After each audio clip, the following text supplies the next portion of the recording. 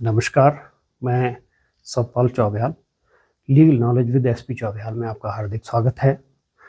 हम भारतीय न्याय संहिता के बारे में जान रहे हैं। आज के इस लेक्चर में हम आत्मरक्षा के अधिकार से संबंधित जो प्रावधान है उसके बारे में जानेंगे। किन अवस्था में जो किसी व्यक्ति को आत्मरक्षा का अधिकार प्राप्त होता है और किन अवस्था में किसी व्यक्ति को आत्मरक्षा का अधिकार प्राप्त नहीं होता है। तो ये चैप्टर 3 है जो भारतीय न्याय संहिता का सेक्शन 34 से 44 BNS, ये राइट टू प्राइवेट डिफेंस के बारे में बात करती है। तो राइट टू प्राइवेट डिफेंस है क्या? Man is justified in repelling force in defence of his person और property against one who manifestly intends and endeavours by violence और surprise to commit a felony upon either. कोई भी व्यक्ति जो है अपने शरीर की और अपनी संपत्ति की रक्षा करते हुए दूसरे व्यक्ति के विरुद्ध जो है बल प्रयोग कर सकता है। यदि दूसरा व्यक्ति जो है उस पर कोई हिंसा या अपराध करने की चेष्टा कर रहा है, कोई दूसरा व्यक्ति अगर अपराध करने की या हिंसा करने की कोई चेष्टा कर रहा है या कोई ऐसा इरादा रखता है, तो प्रत्येक व्यक्ति को अधिकार है कि वह अपने शरीर और संपत्ति की रक्षा के लिए उस हिंसा का प्रतिरोध कर सकता है। ये जो नीचे दी गई जो प्रोपोजिशंस है इन पर ये आधारित है। तो पहला क्या है? Government undertake to protect private person against unlawful attack upon their person and property. पहली तो बात ये कि ये सरकार की जिम्मेवारी होती है कि जो अपने जितने भी नागरिक है, प्रत्येक व्यक्ति है, उनको सुरक्षा प्रदान करे। ये सरकार की जिम्मेवारी है। Where the aid of government can be obtained it must be resorted to. जहां आप अपनी संपत्ति की रक्षा के लिए या अपने शरीर की रक्षा के लिए किसी सरकारी अधिकारी की सहायता ले सकते हैं, वहां अवश्य ही ली जानी चाहिए। Where the aid of government cannot be obtained, individual may do everything necessary to protect himself। परंतु अगर मान लीजिए कि सरकार या सरकारी अधिकारी की सहायता आप प्राप्त करने की परिस्थिति में नहीं है, तो प्रत्येक व्यक्ति को अधिकार है कि वह अपनी संपत्ति की चाहे अपने शरीर की रक्षा के लिए कोई भी कार्य कर सकता है। The force used must be in proportion to the injury to be avoided and must not be employed for the gratification or vindictive or malicious feelings।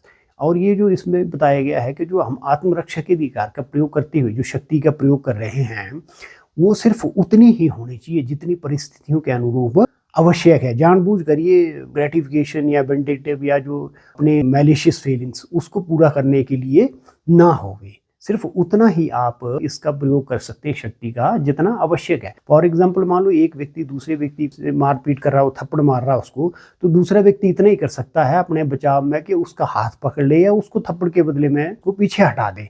ये नहीं कि एक आदमी की थप्पड़ मारा तो दूसरा आदमी आत्मरक्षा के अधिकार में दूसरे आदमी को गोली मार दे, ऐसा नहीं हो सकता है। ये उतना ही आप शक्ति का प्रयोग कर सकते हैं जितना परिस्थितियों के अनुरूप आवश्यक हो। There are two important limits on the right of private defence. वो क्या क्या है? एक तो ये है, the right of private defence can under no circumstances justify anything which strictly is no defence but an offence. मतलब प्राइवेट डिफेंस का सहारा लेकर कोई व्यक्ति अपराध नहीं कर सकता है। और दूसरा, the right of private defence can not be claimed when you have yourself courted the attack. भी अगर किसी व्यक्ति ने स्वयं किसी दूसरे व्यक्ति पर हमला किया है तो वो राइट टू प्राइवेट डिफेंस नहीं मांग सकता। मतलब जो हमलावर है उसे किसी भी प्रकार का राइट टू प्राइवेट डिफेंस नहीं मिलेगा। राइट टू प्राइवेट डिफेंस उसको है जिस पर हमला किया गया है, ना कि जो हमलावर है उसको राइट टू प्राइवेट डिफेंस मिलेगा। The right to private defence जो है ये BNS की सेक्शन, जैसे मैंने बोला, 34 से लेकर 44 तक है। 96 से 106 IPC जो थी, इसमें किसी प्रकार का कोई चेंज नहीं है लगभग। सेक्शन 34 क्या है? Things done in private defence, आत्मरक्षा के अधिकार में किए गए कार्य। सेक्शन 34 सिर्फ इतना ही बोलती है, nothing is an offence which is done in the exercise of the right of private defence.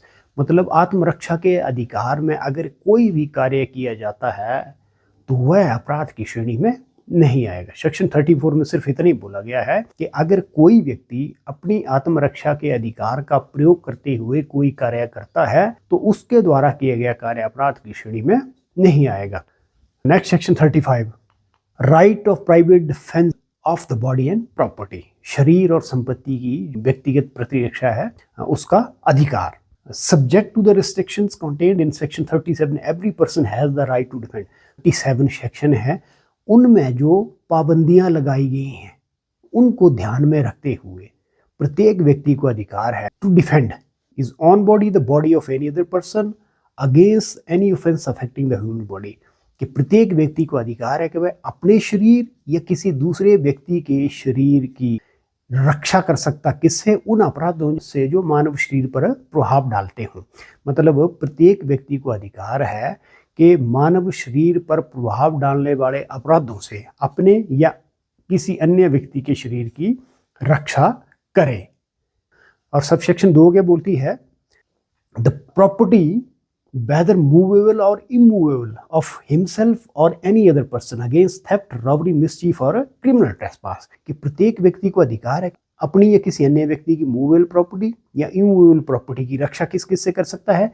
चोरी से कर सकता है, लूट से कर सकता है, हानि से कर सकता है या क्रिमिनल ट्रेसपास से कर सकता है। मतलब अगर कोई व्यक्ति किसी दूसरे व्यक्ति की चाहे मूवेबल प्रॉपर्टी चाहे इमूवेबल प्रॉपर्टी है वहां चोरी करने की चेष्टा कर रहा है या लूट करने की चेष्टा कर रहा है या उसको हानि पहुंचाने की कोशिश कर रहा है या फिर क्रिमिनल ट्रेसपास। क्रिमिनल ट्रेसपास क्या होता है कि दूसरे व्यक्ति की संपत्ति में बिना उसकी रजामंदी से कोई अपराध करने की नीयत से या उसको परेशान करने की नीयत से अगर कोई व्यक्ति प्रवेश करता है तो वो माना जाएगा कि ट्रेसपास कर रहा है। तो इस सबसेक्शन 2 में क्या बोला गया है कि प्रत्येक व्यक्ति को अधिकार है कि वह अपनी या किसी अन्य व्यक्ति की मूवेबल या इमूवेबल प्रॉपर्टी की रक्षा किससे कर सकता है? चोरी से, लूट, हानि या आपराधिक अत्याचार, या जहां चोरी, लूट, हानि या आपराधिक अत्याचार करने का प्रयत्न किया गया है उससे वो अपने या किसी अन्य व्यक्ति की चल या अचल संपत्ति की रक्षा कर सकता है। तो सेक्शन 35 में सिर्फ इतने बताया गया है कि जो 37 में रिस्ट्रिक्शंस दी गई हैं उनको ध्यान में रखते हुए प्रत्येक व्यक्ति को अधिकार है कि वह अपने या किसी अन्य व्यक्ति के शरीर की रक्षा ऐसे अपराधों से कर सकता है जो मानव शरीर को प्रभावित करते हों। नंबर 2, अपनी या किसी अन्य व्यक्ति की चल या अचल संपत्ति मूवेबल या इमूवेबल प्रॉपर्टी की रक्षा चोरी से, हानि से, लूट से या क्रिमिनल ट्रेसपास आपराधिक अत्याचार इससे कर सकता है या जहां चोरी, लूट, हानि या आपराधिक अत्याचार करने का प्रयत्न किया गया हो उससे कर सकता है। सेक्शन अगली है 36, right of private defence against act of a person of mental illness etcetera. हमने क्या पढ़ा था? सेक्शन 20 में पढ़ा था कि अगर 7 साल से कम उम्र का कोई बच्चा है तो उसके द्वारा किए गए कार्य अपराध की श्रेणी में नहीं आएगा। और 21 में पढ़ा था कि अगर 7 साल से 12 साल तक की उम्र का बच्चा है जिसे पर्याप्त समझ नहीं है, उस कार्य के परिणाम को समझने में वो असमर्थ है, तो उसके द्वारा किए गए कार्य अपराध की श्रेणी में नहीं आएगा। और 22 में हमने पढ़ा था कि अगर कोई पागल व्यक्ति है तो उसके द्वारा किए गए कार्य अपराध की श्रेणी में नहीं आएगा। 23 में हमने पढ़ा था कि अगर कोई व्यक्ति उसकी इच्छा के विरुद्ध उसको नशा दिया गया या जानकारी के विरुद्ध नशा दिया गया तो उसके द्वारा किए गए कार्य अपराध की श्रेणी में नहीं आएगा। अब सेक्शन जो 36 है इसमें बोला गया है कि प्रत्येक व्यक्ति को every person has the same right of private defence against the act of child unsound person, intoxicated person और बाय रीजन ऑफ मिसकंसेप्शन। प्रत्येक व्यक्ति को मतलब पागल व्यक्ति के विरुद्ध भी, बच्चे के विरुद्ध भी या मिसकंसेप्शन में कोई काम कर रहा है तो वैसी परिस्थिति में भी उसे अपनी आत्मरक्षा का अधिकार प्राप्त होगा।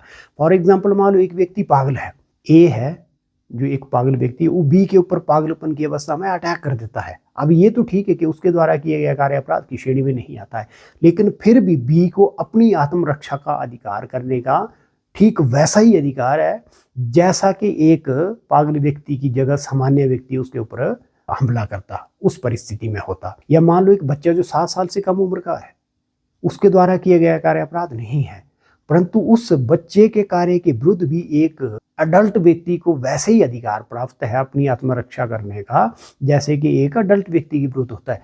इसी प्रकार अगर मिसकंसेप्शन में या नशे में कोई व्यक्ति जो है किसी दूसरे व्यक्ति पर अटैक कर रहा है उस परिस्थिति में भी उस व्यक्ति को अपनी आत्मरक्षा का अधिकार होगा।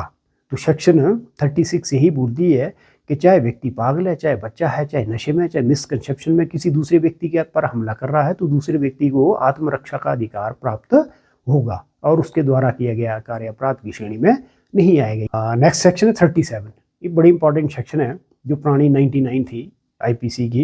Act against which there is no right of private defence. वो कौन सी परिस्थिति में जिसमें किसी व्यक्ति को आत्मरक्षा का अधिकार प्राप्त नहीं होता है। जो इसके इंग्रेडिएंट्स हैं, act of A public servant. इसमें पहली बात ये बोली गई है कि अगर कोई लोक सेवक है और लोक सेवक होने के नाते अपने कर्तव्य का पालन कर रहा है और उसके कर्तव्य पालन से जो सामने वाला व्यक्ति है उसको ना तो मृत्यु का भय है ना ही सक चोट का भय है। मतलब सामने बड़े व्यक्ति को लग रहा है कि ये जो लोक सेवक अपने कर्तव्य का पालन कर रहा है, इससे ना तो मेरी मृत्यु हो सकती है ना ही मेरे को सक चोट पहुंच सकती है। तो उस लोक सेवक के ऐसे कार्य के विरुद्ध किसी भी व्यक्ति को आत्मरक्षा का अधिकार प्राप्त नहीं होगा, भले ही वह काम जो है उसका कानून के अनुसार सर्वथा न्यायकूल ना हो। तो इसके इंग्रेडिएंट्स हम पढ़ते हैं। कहते हैं एक्ट मस्ट बी डन और attempted to be done by a public servant. जो काम किया जा रहा है या करने का प्रयत्न किया जा रहा है वो किसके द्वारा किया जा रहा है? किसी लोक सेवक के द्वारा। Act must be done in good faith. कार्य जो है गुड फेथ में कर रहा हो। जो लोक सेवक है नेक नीति से गुड फेथ में उस काम को कर रहा है। Act must be done by public servant under the colour of his office. जो लोक सेवक काम कर रहा है वो लोक सेवक के होने के नाते उस काम को कर रहा है। Act must be such as does not cause reasonable apprehension of death और ग्रीवियस हर्ट। और जो काम लोक सेवक कर रहा है उससे जो सामने वाला व्यक्ति है उसे मृत्यु या सख्त चोट का भय ना हो। मतलब उस सामने वाले व्यक्ति को ऐसा ना लगे कि ये जो लोक सेवक काम कर रहा है इससे मेरी मृत्यु हो जाएगी या मेरे को सख्त चोट पहुंच जाएगी। Act may not be strictly justified by law. काम भले ही कानून के अनुसार सर्वथा न्यायकूल ना हो। अगला क्या है? There must also be reasonable ground of believing that the act was done by public servant. और ये भी है कि जो सामने वाला व्यक्ति उसको ये महसूस होना चाहिए, पता होना चाहिए कि ये जो काम कर रहा है ये पब्लिक सर्वेंट है। जो दूसरा क्लॉज है इसका वो बिल्कुल इसी की तरह है। पहले क्लॉज में क्या है कि लोक सेवक खुद काम कर रहा है और जो दूसरा क्लॉज है क्लॉज बी उसमें क्या है कि लोक सेवक की डायरेक्शन पर कोई दूसरा व्यक्ति काम कर रहा है। तो क्लॉज बी में क्या बोला गया है कि लोक सेवक की डायरेक्शन पर अगर कोई व्यक्ति काम कर रहा है नेक नीति से और उसके काम करने से दूसरे व्यक्ति को मृत्यु या सख्त चोट का भय नहीं है तो ऐसी परिस्थिति में उस व्यक्ति को आत्मरक्षा का अधिकार प्राप्त नहीं होगा। तो इसके इंग्रेडिएंट्स वैसे ही हैं। एक्ट मस्ट बी डन और attempted to be done by the direction of public servant. Public servant की डायरेक्शन पर जो काम किया जा रहा हो। Act must be done in good faith. Such public servant must be acting under colour of office. और वो जो पब्लिक सर्वेंट है लोक सेवक है अपने वो कर्तव्य का पालन कर रहा हो तब उसने ऐसी उसको डायरेक्शन दी हो। Act must be such as does not cause reasonable apprehension of death और ग्रीवियस हर्ट। और जो काम है उससे दूसरे व्यक्ति को ना तो मृत्यु ना ही सख्त चोट का भय हो।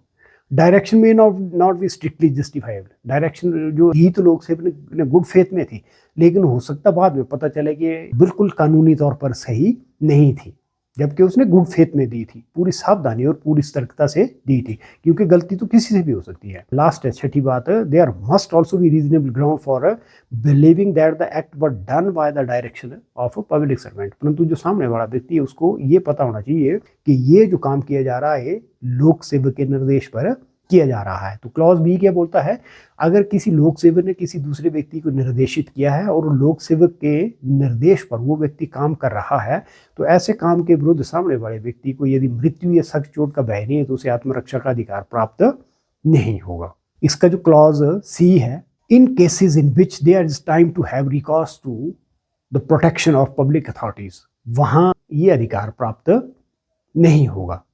किसी व्यक्ति के पास इतना समय है कि वो लोक सेवक से सहायता प्राप्त कर सकता है अपनी आत्मरक्षा के लिए, तो वहां भी उसे आत्मरक्षा का अधिकार प्राप्त नहीं होगा। फॉर एग्जाम्पल मान लो एक व्यक्ति जो है उसके घर के नज़दीक पुलिस स्टेशन है, दूसरा व्यक्ति उसको धमकी देता है कि भाई मैं 1 घंटे के बाद आऊँगा और तेरे घर आऊँगा और तेरे को जान से ख़त्म कर दूंगा। अब उसके पास इतना समय है कि वो पुलिस स्टेशन में कॉल करे और पुलिस को इन्फॉर्म करे कि सर मुझे फलां व्यक्ति ने जो धमकी दी है कि भाई 1 घंटे के बाद आके वो मुझे मेरे घर में आके जान से मार देगा, तो आप मेरी प्रोटेक्शन करिए।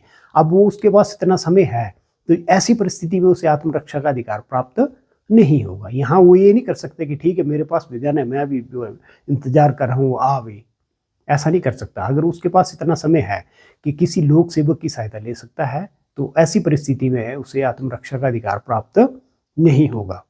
नेक्स्ट है, ये है the right of private defence in no case extends to the inflicting of such more harm than it is necessary to inflict for the purpose of defence. मतलब आत्मरक्षा के अधिकार का प्रयोग करते हुए उतनी ही हानि दूसरे व्यक्ति को पहुंचाई जा सकती है जितनी परिस्थितियों के अनुरूप आवश्यक हो, उससे ज़्यादा नहीं पहुंचाई जा सकती। जैसे मैंने आपको पहले भी एग्जांपल दिया था कि अगर ए जो बी से मारपीट कर रहा है तो बी अपने डिफेंस में उसे इतना ही कर सकता है कि उसको पकड़े, कि उससे वो बच सके। ऐसा नहीं कि वो मारपीट कर रहा है तो दूसरा व्यक्ति उसको अपने आत्मरक्षा के अधिकार में गोली चला के उसकी मृत्यु कर दे। तो इसको एक बार फिर से रिकैप करते हैं। सेक्शन 37 को इम्पॉर्टेंट सेक्शन है। इसमें पहले क्लॉज में क्या बोला गया, क्लॉज ए में क्या बोला गया, अगर कोई लोक सेवक नेक नीति से गुड फेथ में अपने कर्तव्य का पालन एज ए लोक सेवक कर रहा है जिससे दूसरे व्यक्ति को मृत्यु या सख्त चोट का भय नहीं है, तब उस लोक सेवक के कार्य के विरुद्ध उस व्यक्ति को आत्मरक्षा का अधिकार प्राप्त नहीं होगा। लेकिन इसके एक्सप्लेनेशन में ये बोला गया है, परंतु ये जरूरी है कि सामने वाले व्यक्ति को ये पता हो कि ये जो व्यक्ति है ये लोक सेवक है। तब अगर सामने वाले को ये पता नहीं है कि लोक सेवक नहीं है, तब उसको आत्मरक्षा का अधिकार प्राप्त होगा। दूसरी बात, अगर कोई व्यक्ति लोक सेवक के निर्देश पर काम कर रहा है गुड फेथ में और उससे दूसरे व्यक्ति को मृत्यु या सख्त चोट का भय नहीं है, तो ऐसी परिस्थिति में उस व्यक्ति को आत्मरक्षा का अधिकार प्राप्त नहीं होगा। लेकिन इसमें भी एक्सप्लेनेशन में ये बोला गया है कि जो व्यक्ति है सामने वाला, उसको ये पता होना चाहिए कि ये जो व्यक्ति है लोक सेवक के निर्देश पे काम कर रहा है, या मान लो उससे वो अथॉरिटी लेटर मांगता है तो वो अथॉरिटी लेटर दिखाने की परिस्थिति में हो तब। और तीसरी जो बात इसमें बोली गई है कि जहाँ किसी लोक सेवक की सहायता लेने के लिए हमारे पास समय होता है, वहाँ हमें आत्मरक्षा का अधिकार प्राप्त नहीं हुआ। और चौथी बात जिसमें बोली गई है कि आत्मरक्षा के अधिकार का प्रयोग करते हुए किसी भी परिस्थिति में किसी भी व्यक्ति को उससे ज़्यादा हानि नहीं पहुंचाई जा सकती जितनी उस समय उस परिस्थितियों के अनुरूप आवश्यक हो। तो आज के लिए इतना ही। अगली जो सेक्शन है उनको हम आने वाले लेक्चर में कवर करेंगे। तो मेरा ये लेक्चर अगर आपको अच्छा लगा हो तो प्लीज़ इसे लाइक और शेयर कर दें और मेरे चैनल को सब्सक्राइब कर दें। धन्यवाद।